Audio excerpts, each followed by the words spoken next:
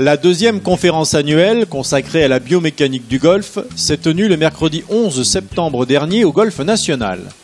Organisée par Olivier Rouillon, le médecin de la Fédération française de golf, cette journée réunissait toutes les professions concernées par la complexité du swing de golf.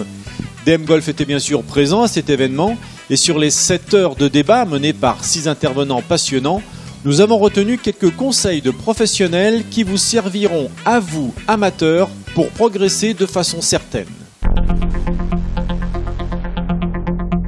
Donc ce point fixe, eh bien oui, effectivement, il se trouve à un moment donné dans la zone, juste avant le pré-release, juste avant que l'extension des leviers se fasse au travers de la balle. À un moment donné, ça s'arrête dans la zone de propulsion et une fois que la propulsion est passée, ça se relibère. Alors à l'œil nu, bien entendu, c'est compliqué à voir, ou alors on le voit beaucoup et on se dit tiens, c'est une faute. Non, c'est un des éléments de la réussite. On a une vision un peu fantasmée du swing de golf avec il faudrait que ça continue à tourner, que tout tourne ensemble, voilà. Bon.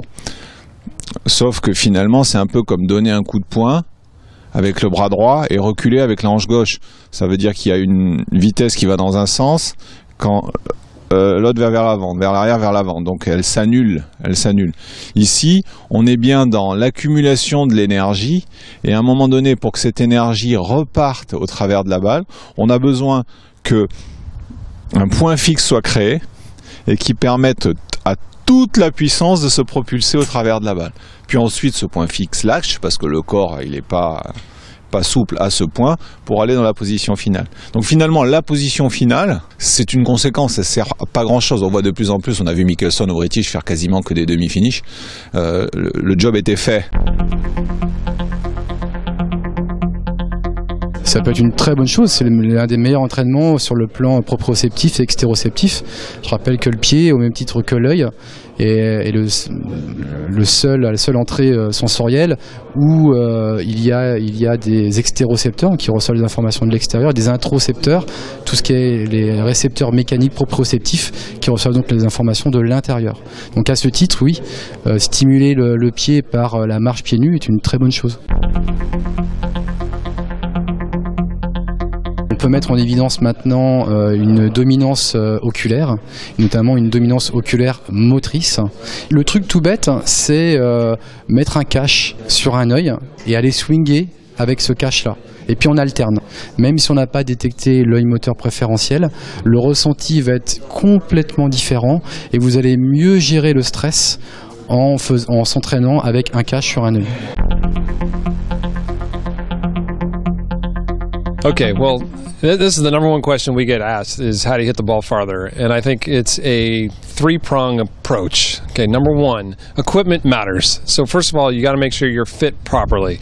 Second approach is technique, obviously. There are certain things that people do that create problems with ball flight. Very important with the driver, you want to swing up on the ball.